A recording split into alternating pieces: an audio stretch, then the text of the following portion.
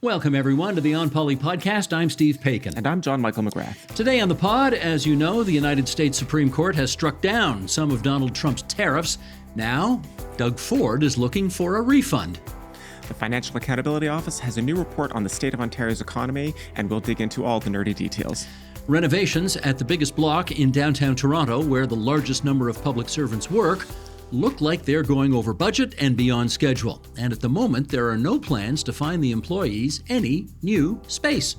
And in your column, my column, I'll look at a big gamble the city of Burlington is making on the housing file and what it could mean for the province. And I'm still focused on the Ontario Liberal leadership election coming up later this year. 4.5 decades ago, the party chose a 38-year-old to be their new leader. 3 years later, he was premier. Could a 38-year-old turn the trick this time as well? It's Friday, February 27th, 2026, so let's get to it.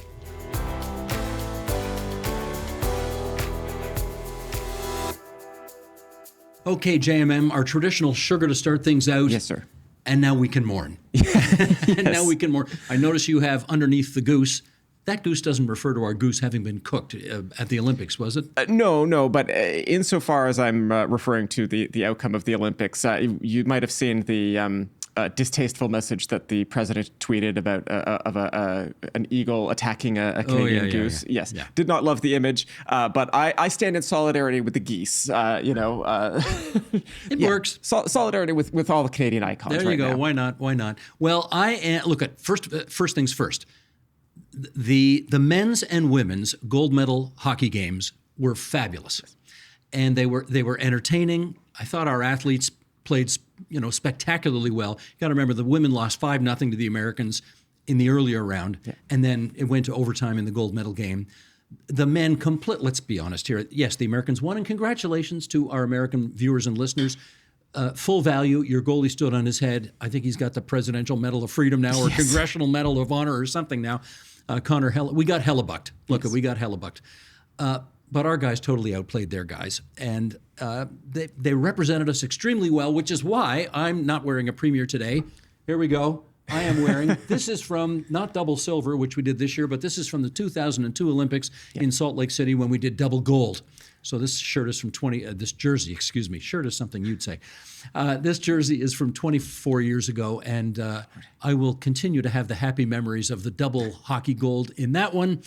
And we'll get them next time for hockey gold in the next Olympics. So I will say, if anybody out there is watching, you gave me some static last week about not watching the game sufficiently. I did, as I should have. I did watch the game. Good for you. Bullying works. If anybody else would like to be bullied by an Order of Canada member, they should work here at TVO. The other reason I'm wearing this shirt, however, I wore this shirt for a segment that we recorded for The Rundown, a very brief little thing about the history of uranium mining in Ontario. That aired last night on TVO. And of course, always want to encourage our audience to check out The Rundown. Lots of great stuff there. And this one about the history, as I say, of uranium mining in Ontario. And I always forget just how big a role we played in helping the Americans build the first atomic bombs, just as for example. There you go. We should also say, and speaking of the word recorded, we record this. This is not live on television at 8 o'clock on Friday night. We do record this earlier, and the government of Ontario is, as we speak, making an announcement unveiling new details about the Ontario Science Centre and its new location. So because that's happening now, we obviously are not going to have a lot of details other than to say the pictures are pretty. Yes. The plans look pretty. Yes, the renderings always look so great. The renderings look great. And we will have presumably more to say about this next week when we've had a chance to dive in further. Yeah, we'll see if there's any more substantive changes with the plans as they've been announced. Obviously, this is something we've been following now for years plus. Yeah, years. So, yeah. Absolutely. Okay, shall we get to it? Yes. Let's do it. Off to issue one. Late last week, the United States Supreme Court struck down Donald Trump's emergency tariffs. Then, in retaliation, Trump announced a new global tariff, which luckily Canada is exempt from because of the CUSMA, or USMACA, whichever, deal. whatever you prefer. JMM, let's dig into this situation and the potential impact here in the province of Ontario. What do we know? Right. So the tariffs in question are the so-called Liberation Day tariffs from early last year that Trump invoked, saying that he had the power to do so unilaterally, i.e. without the approval of Congress, under the International Emergency Economic Powers Act, or IEPA. Having lots of fun with acronyms this morning. A coalition of small and medium-sized businesses challenged the tariffs in court, and after a lengthy wait, the Supreme Court heard this case back in November. A 6-justice majority on the court ruled that the tariffs were, in fact, illegal under IEPA. I'm just going to continuing to say that. You say IEPA, and I say you smacka. I say, no, anyway, let's call the whole thing off. The majority found that the tariffs were illegal. The law as written could not justify the use of tariffs. The law gives the president power to regulate and make other policy regarding trade, but the majority found that it did not give him the power to use tariffs in this way. 3 Republican justices did dissent, but the majority includes 3 other Republicans and the court's 3 Democrats. The majority, you may not be surprised to learn, disagreed in key ways, right? Like 3 Republicans and 3 Democrats. They came together on the core issue, but they all had different interpretations, if I could put it that way. So I'm going to grossly condense the decision, hopefully without doing too much violence to it. Either Trump's tariffs were illegal under IEPA because the law simply did not give him those powers, or if the law did in fact give him those powers, then the law itself was unconstitutional because tariffs are a tax. They are a tax paid by Americans, and under the U.S. Constitution, it is Congress and only Congress that has the power to levy taxes unless they unambiguously delegate that power or any of their powers to the president, which the court found that they had not in this case. And just to be clear, when you say the Republican justices and the Democrat justices, you mean those appointed by a Republican president or a Democratic president? Yes, formally speaking, the Supreme Court is not a partisan body. Although, how much more we want to extend that charity to the court is up for debate. Up for debate, yes, indeed. So the big question: do we get our money back? What's the story now? So this is the key point, that at least the vast majority of Canadian trade was not affected by these specific tariffs. The vast majority of our exports were entering the country under the exemptions we had under CUSMA or USMCA. We're going to get back to that in 1 second. But for example, the Royal Bank of Canada has calculated that Canada was paying an effective tariff rate of 3.1%, which is in fact was the lowest of all of America's major trading partners. However, there's two howevers. One, there's certainly an argument that a whole bunch of trade that used to happen seamlessly is now requires a whole bunch of paperwork to comply under CUSMA. So there is a hidden trade burden, if you want to put it that way. Separately, some have argued that while this specific decision does not directly affect Canada, it could help us in negotiations because CUSMA is getting renegotiated this year in July. And this was specifically the section of law that Trump was using to bully countries around the world by suddenly announcing that I don't like the cut of your jib, so here's an extra 15% tariff. You said something mean about me. Here's an extra 5% tariff. I don't like the sound of your voice, et cetera, et cetera. He no longer has that lever to pull in international trade policy. So that might strengthen our hand in renegotiations. However, the Trump White House has already said that they are looking to rebuild the tariff regime using other sections of law. I don't think we've ever had a Premier of Ontario who has appeared on American television as much as the current Premier of Ontario has. And of course, it started with the tariffs and Donald Trump. And he was back on CNN this past week talking about this decision from the Supreme Court and what impact it might have on us. So why don't we check what the Premier of Ontario had to say? Doug Ford. We have to get to a resolution as quickly as possible to really give the American people and the Canadian people the certainty that they need. The walls are closing in, I believe, on President Trump right now, and he's feeling the pressure. So a lot of these jobs are border states that are being affected, and he needs those seats. So if it continues on, people are gonna be unemployed, and which will affect the midterms. Well, the midterms is the key, right? They're coming up in November. At the moment, of course, the president's party, the Republicans, have the White House, they have the House of Representatives, and they have the Senate. But with a third of the Senate up for grabs at the midterms and the entire House of Representatives, the premier clearly believes that if, and it's a big if, but if Donald Trump loses his majorities in one, or heaven forfend both of those houses, Canada might be in a better position to renegotiate USMACA, CUSMA, whatever you want to call it. However, that's not the end of the story, right? No, there's a calendar problem here. July 1st of this year, of 2026, is when Canada, Mexico, and the United States all have to indicate in writing whether they intend to continue with this agreement, which, just to remind our audience, Donald Trump negotiated in the first place in his first term. At which time it was the greatest agreement ever signed in American history. Yes, absolutely. And now, only a few years later, it's the biggest disaster in history. Whose idea was this anyway? So the renegotiations have to start in July.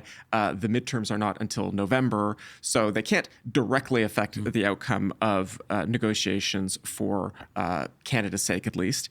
Now, this is politics, right? If Republican numbers continue to look very dire.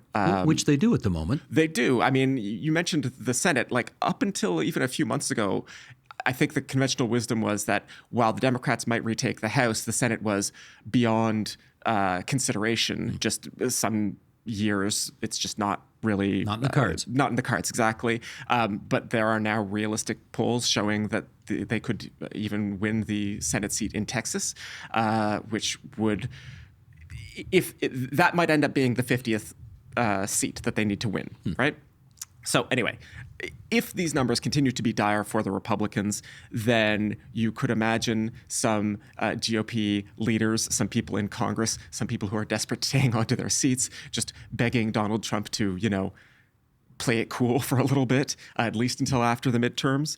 And, maybe we get lucky on that score. On the other hand, Bloomberg News reported earlier this month that Trump is apparently walking around the White House idly asking his staff why he shouldn't just take the U.S. out of this agreement altogether, which is a power that he has. Well, if the idea was to play it cool, I'm not sure he did that at the State of the Union address earlier this week. There wasn't a lot of playing it cool there. There were some pretty rough moments in that speech. You mentioned Texas. Also, the longest speech? The longest State of the Union speech ever. I will confess, I did not watch that one. Some years I watched the State of the Union. I thought it probably best for my mental and cardiac health that I not watch. Okay, back on track here. Yes. Premier Ford is going to the States. He's going to go down to Texas. He's going to go to Utah in the spring and the summer. He's going to be continuing his involvement in the United States and Canada as it relates to trade relations. He's also said, now I'm not sure how far this is going to go, but he's also said he'd love a refund on the tariffs that Washington has collected and which Canadians have paid. I'm not sure that it works that way, but I don't know. What do you think? No. So the tariffs were collected by the American government off of purchases made by American customers, right? Businesses and consumers. Something like $175 billion in the last year, which is estimated to be about $1,300 per U.S. household. So much for that tax cut. I suspect they will keep the tax cuts and just let their deficit grow larger, but that's a prediction.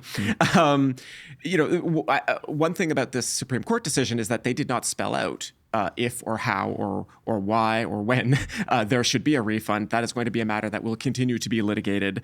In any case, I do not expect us to see any direct benefit in Canadian consumers' pockets. I think actually the analogy that Doug Ford is reaching for is that we would like to see reparations from the U.S. government for the regime of threats and bullying that we've seen. I'm not super optimistic about that. Advice to Premier, don't hold your breath on that one. Yeah, exactly. And then about the Premier's travels, I have to say, it is going to be very interesting to see how the Premier gets along with some of these other Republican governors. And, you might think that, he's a conservative politician. He might get along well with other conservative politicians, other Republican governors, that kind of thing. But the Republican governor of Texas is very Republican and very Trumpy and very MAGA. Mm-hmm. And when I say it will be interesting, that's literally what I mean. I'm not trying to be cute about this. I'm genuinely curious to see how they get along, if they are able to, do the usual, like, smile and handshake photo op, or whether it becomes a bit of a fiasco. Well, I don't think I'm out over my skis in saying that if times were different, this would be a wholly different meeting, which is to say Doug Ford, before Donald Trump became president, Doug Ford was a kind of populist conservative who has sort of changed his stripes into a more moderate, pragmatic, progressive conservative, in large measure because of the election of President Trump. And the premier obviously needed to pivot in order to win re-election here, because anybody who was close to Trump, which he was, remember, he was a fan of Donald Trump's when he first got elected back in 2018. And even when remember his hot mic moment, he said he was happy to see Trump reelected. There you go. But how do we put this? Things changed. Indeed. So he will travel to the U.S. Perhaps he will be able to rebuild some bridges with other American politicians. He is the first to say, and often saying, that keeping Ontario's economy humming is one of his biggest jobs, and I believe that will bring us to our next segment. Indeed it shall. Off to issue 2.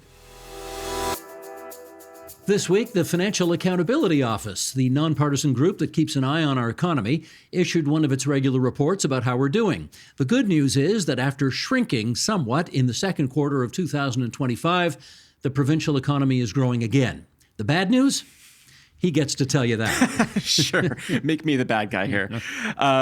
Yes, the FAO has issued their regular Ontario Economic Monitor report, and this is one of the regular reports that they issue. We don't always mention it when they release it on the podcast because it's a regular issue. But this time there was some interesting details that we wanted to highlight, particularly in light of the whole Trump tariff issue that we just talked about. But yes, as you said, the economy does seem to be growing again, albeit slower than governments would usually like. We're still less than the 2% growth that you usually aim for, being at or above. And the bad news that you've given me the sad job of relaying here comes in a few areas. The FAO still describes Ontario's unemployment rate as elevated, though youth unemployment did come down slightly. People who are unemployed are also having a harder time even just finding job opportunities as vacancies trend down. The FAO says that long-term unemployment is at its highest rate since the mid-1990s.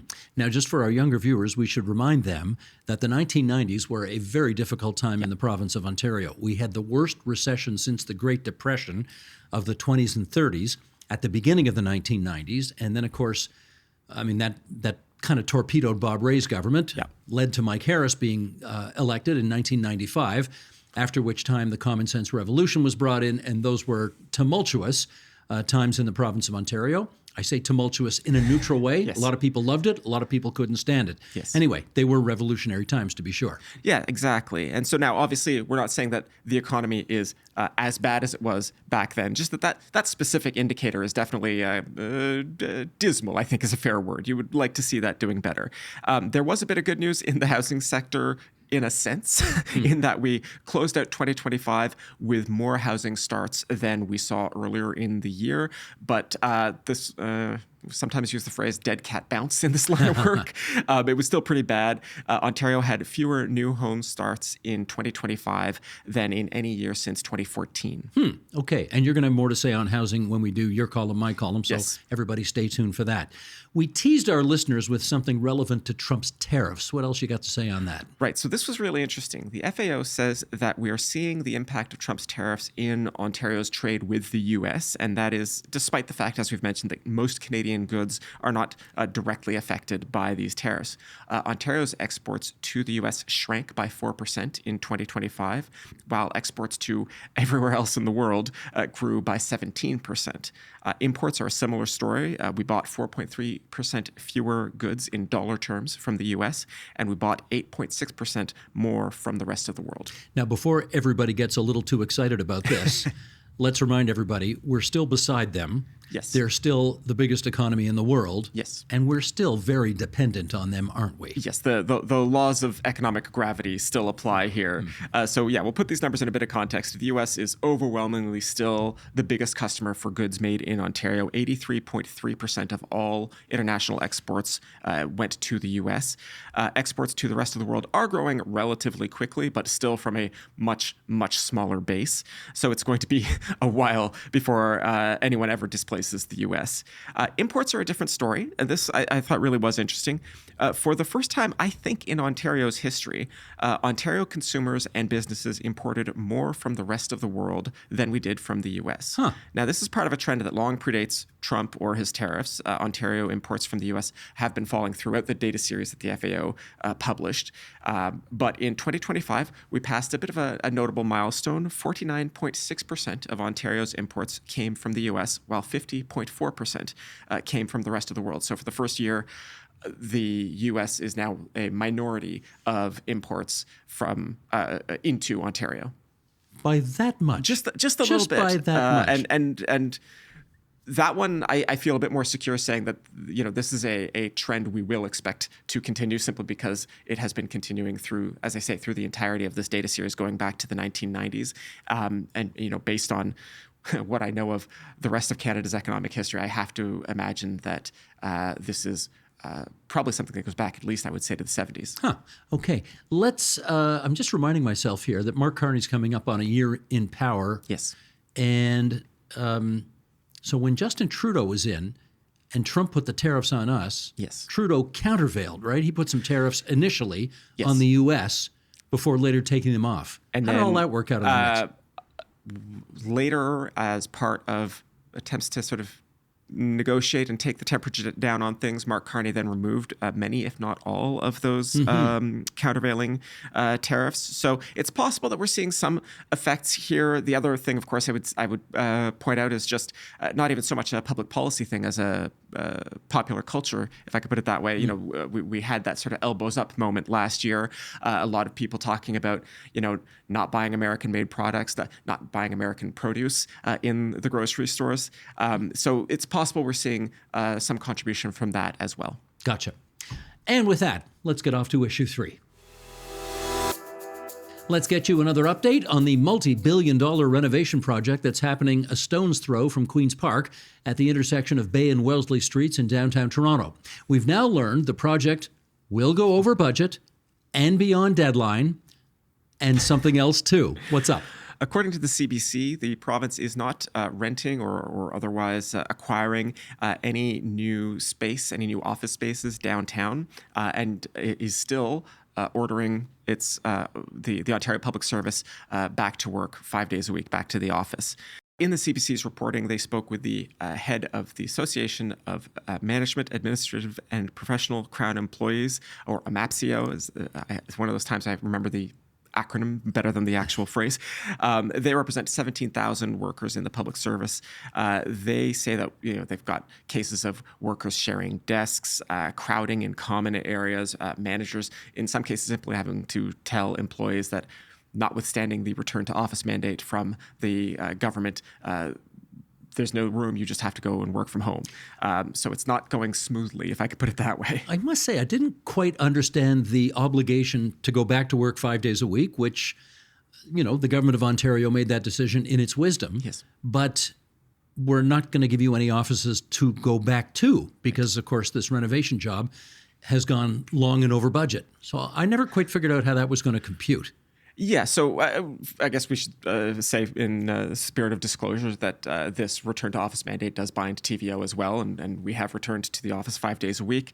That said, the allegation from unions like AMAPCO, like QP, like OPSU, is that this is not about workplace efficiency, workplace productivity, or anything like that, that this isn't in fact about making the work environment more unpleasant for the public sector and nudging people to In the hopes that people will quit. yeah, in the hopes that people will quit and they will not have to be paid severance. And certainly, it's not just the public statements from the union saying this. You can, if you know where to look on social media, you can find the places where Ontario public servants are venting, and people are whether it's Twitter or Facebook or Reddit, you can find these groups where people are discussing this, and you can see every single day there are posts about people talking about,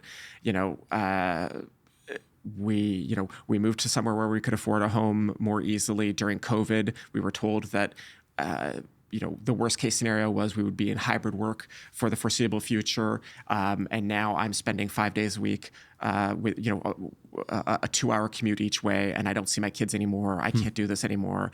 I have to quit.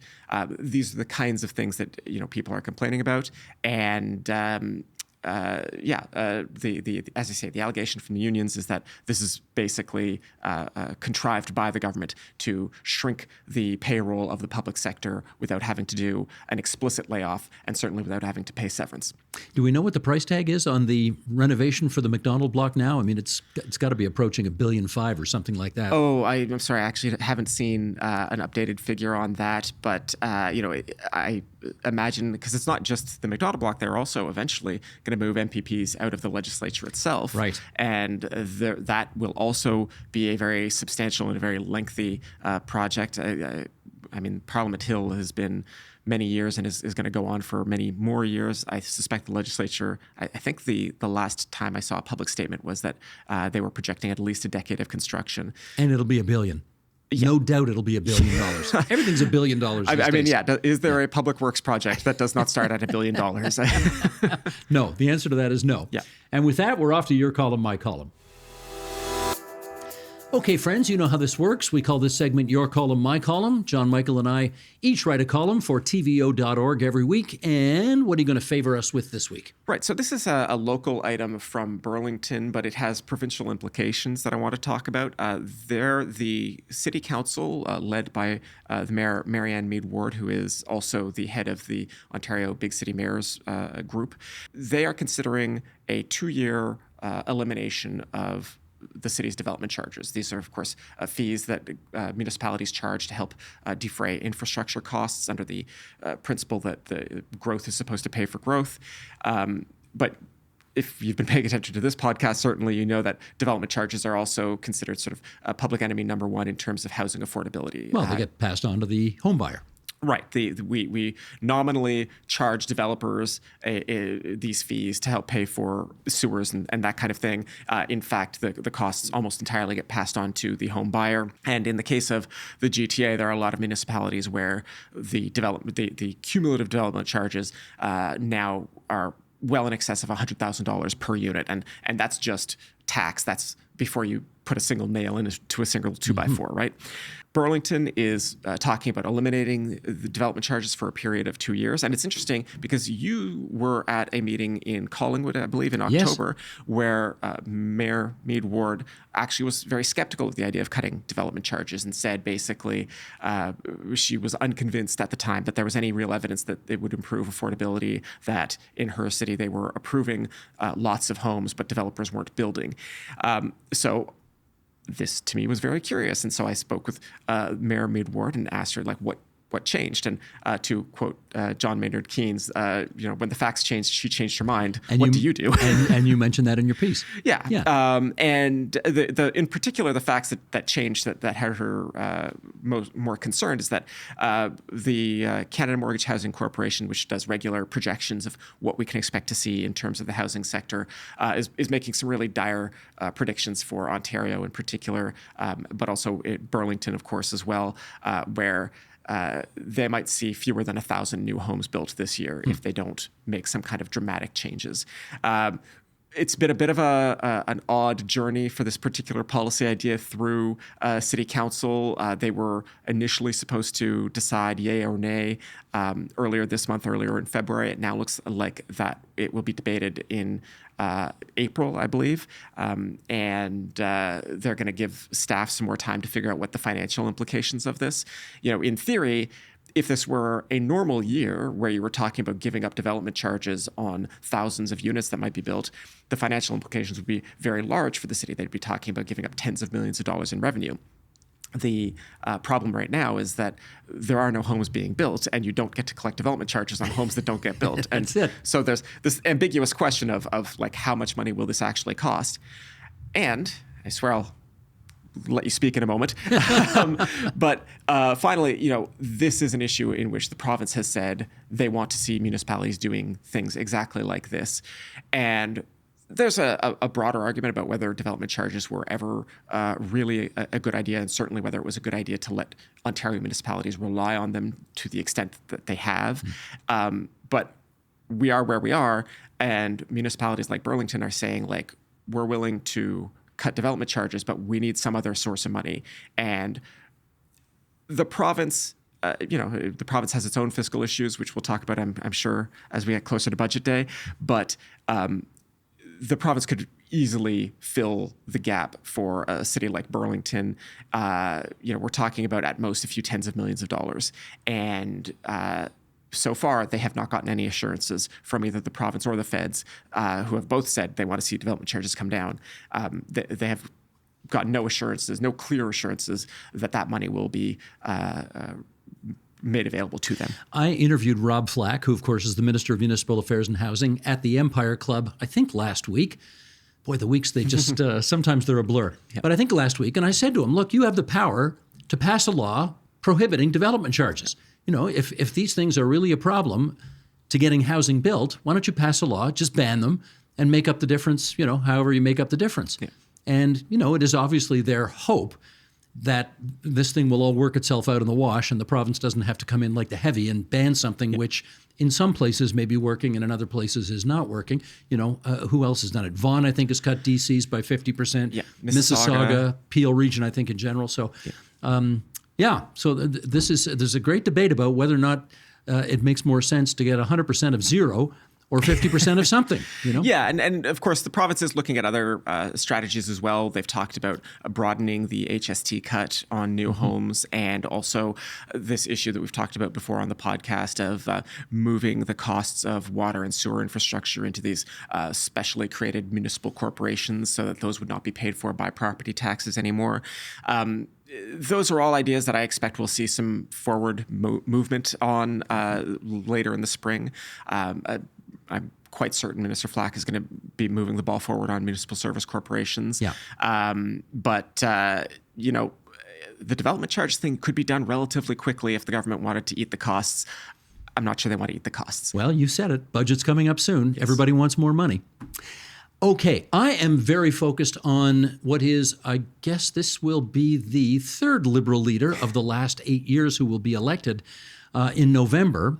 We remember, of course, Kathleen Wynne led the Ontario Liberals into the 2018 election. Yep. Stephen Del Duca was the leader in the 2022 election, Bonnie Crombie in the 2025 election, and Doug Ford beat them all. So the Ontario Liberals are looking for a leader again, and when you and I gathered here a week ago, I was wearing a T-shirt with David Peterson's portrait on it because back in 1982, so that's 44 years ago last weekend, the Ontario Liberals picked a 38-year-old David Peterson to be their leader.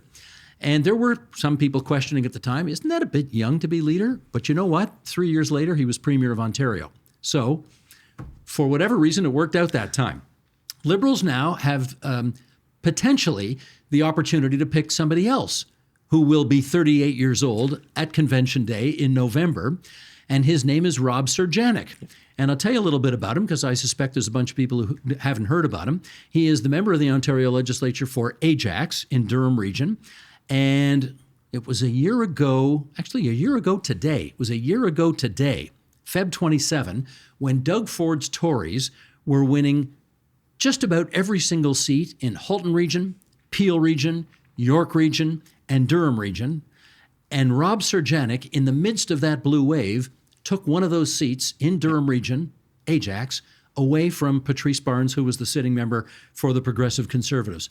Only a 300-vote gap out of 41,000 votes cast. So don't tell me every vote doesn't matter. Every vote matters. Super close margin. He is the only Liberal MPP with a 905 area code on his phone. All the other Liberal MPPs are 416ers or 613ers. And as a result, I think one of the things he's going to be selling is presuming he runs, he wants to run, Yes.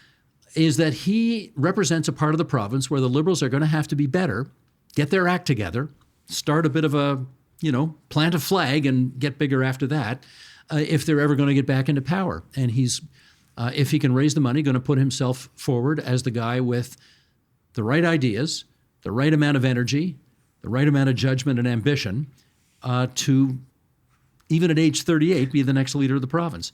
He does have a really interesting backstory. And I won't give it away here. I'll just encourage everybody to go to tvo.org and find Rob's picture and click on it. And that will tell some of the story because he has an unusual backstory. Reminder, the leadership election is in November. And in case I haven't complained about it enough, it will not be a delegated convention. It will be a ranked ballot where people will vote once, and that's it. Yeah. There will be no arm twisting in between ballots. As soon as the voting is over, they'll know who won. They'll drag it out to make it look like some, drama is actually happening when it isn't. I'm not sure I've ever mentioned before on this show whether or not delegated conventions are a better way to go, or what they currently... I feel like it might have come up once or twice. Has it come up before? Okay. I wouldn't want to overdo it, but so that'll be later this year. So just a few things about Rob Surjanek.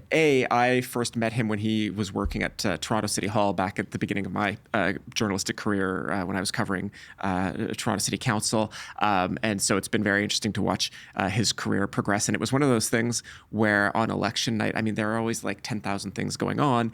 And when I saw his name, win a seat, I just had that moment of like, wait, that Rob? Okay, I just need to take a minute because of where he won, and it was not the most expected result, if I could put it that way. He was not even. The election was in February. In January, the Liberals had no candidate there. They sort of threw him in there at the very last minute, and he won the seat. Yeah. The other thing I will say, and actually we can mention after we taped last week's episode, the Liberals announced that they will be having an open nomination for the contest in Scarborough Southwest. This, of course, is the riding that has become a bit of a proxy battle about the leadership fight for the Liberal Party with Nate Erskine-Smith and, Kadira Jackson, was it? Yeah. Yeah, Kadira Jackson. Do you know who her campaign manager was? Right, yes. Rob Surjanek. Exactly. Was Kadira Jackson's campaign manager in last year's election. But we asked, the reporters at the press gallery, there was a press conference that Surjanek held a few weeks ago about Metrolinx of all things. But we asked him about the Scarborough Southwest contest. And he, I want to give him full credit. Like, he said from the outset that the only reasonable choice in his mind was for it to be an open contest, that despite the drama about who was backing Nate Erskine-Smith, who, let's make this clear, right? Like, Erskine-Smith could end up being a competitor to Surjanek if they both end up running. Despite that, he was very clear that, yes, it should be an open contest. This is, a Liberal in good standing has the right to run in any nomination race, and let's just have the open nomination. And I thought that was the right call to make. And in fact, leader John Fraser did actually make that call. And now, whenever that election is called, we will see what happens. Meaning it will not be an appointed candidate. They will have a contest for it. Yeah, so we're waiting for the Premier to call the by-election to fill the vacancy left by the New Democrat deputy leader who resigned. And who's now running as a Liberal federal. Who's now running as a federal Liberal and has broken some hearts back in Scarborough Southwest. And once that election is called, there's nothing stopping the Liberals from holding the nomination in advance of the formal election call, but it will probably be after that election call. We will see who wins that Liberal nomination, and if it is Nate Erskine-Smith, and he then goes on to win the seat in the actual by-election, many people see that as a bonus for him going into the leadership race. Stay tuned, everybody. Yes. Okay, time to look inside our mailbag, because if you've got a burning question or insightful comment, we always love hearing from you at onpolitics@tvo.org. JMM, give us this week's. Right, here we have a comment from Jude Gall in Windsor, who writes, Hello, Steve and John Michael. Although this is not the question of the week, I want to thank you for onpoli. I watch it regularly and find it extremely helpful to understand what is going on in Ontario. In this latest episode, I found John Michael's discussion of online gambling to be very useful and gave me ammunition to write to the government and voice my concern about this. I also appreciated Steve pointing out how important civility is in politics. Thanks again for this podcast. Jude Gal, Windsor. Jude, that is a wonderful note. It is. I should clarify here, just in case there's any doubt about this, and there shouldn't be. We do love the clash of ideas on this show. Yes. We don't want all 124 MPPs down there at Queen's Park all saying and believing and thinking the same thing. Of course not. We want them representing the wide variety of views that people hold all across this province. But, we think they can do it with a civil tongue. Let's just put it that way. We think they can do it with some civility without practicing the politics of personal destruction, which makes sensible people want to avoid politics like the plague. So, Jude, thank you. We are glad that you also think that civility is important in public life and that that issue has found some resonance with you, because we believe in it too. Yeah, politics is about disagreement, right? And they are important disagreements. People should have strong feelings about matters that will affect their lives or the lives of others. And I don't want to drain the passion out of politics and, make it all some kind of variant of beige, where, as you say, we don't all want to agree on the same thing all the time. Fundamentally, democracy is about settling the arguments without throwing punches. Hear, hear. And, okay, just before we go, we wanted, if you're listening to this Friday morning, we want to alert people, especially those of you living in the region of Waterloo, that our next TVO Today Live episode will take place in your neck of the woods tonight. We are talking about digital sovereignty and what Canada and Canadians need to do about it. Friday, Feb 27, tonight, 7 p.m. We'd love to see you there. For more information and free tickets, thanks to the Wilson Foundation, go to tvo.org/TVO Today Live. And that reminds me, I should say a quick word about Red Wilson, who is the dear departed head of the Wilson Foundation and who just died, and about whom I just wrote a column this past week as well. Red Wilson was a legend.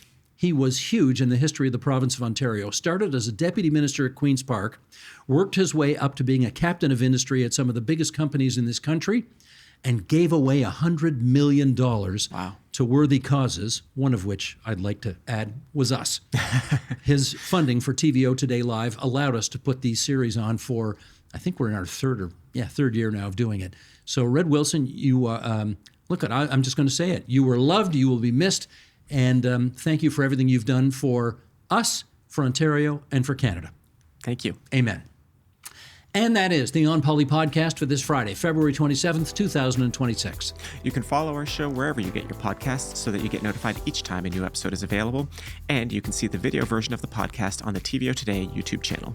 Any feedback you have, we're always happy to hear it, good, bad, or indifferent. Write us an email at onpolitics@tvo.org.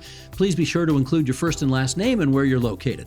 This week's episode was produced by Matthew O'Mara, editing by Colin Kish. Production support from Jonathan Hallowell and TVO's Digital Media Services team. Laurie Few is the executive producer of Digital. John Ferry is vice president, programming and content. Special thanks to our crew here in the studio at 2180 Yonge Street for making the video part of this podcast happen and look so good.